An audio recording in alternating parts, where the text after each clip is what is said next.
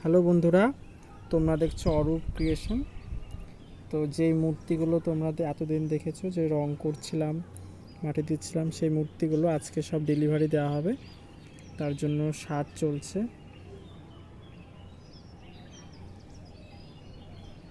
এখানে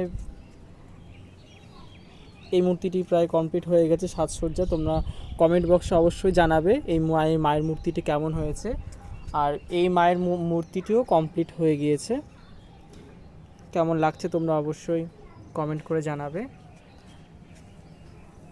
আর হাঁসের উপরে মা সরস্বতী বসে আছে, এই মূর্তিটি এখনও সাজ বাকি, তবে কাপড় পরানো হয়ে গেছে মাকে।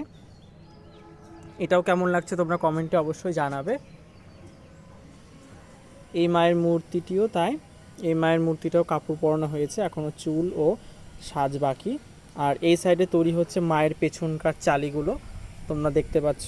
এবং এই সাইডে আছে মায়ের বীণাগুলো। এগুলি যখন কমপ্লিট হয়ে যাবে তারপর মায়ের হাতে একটা করে দিয়ে দেব।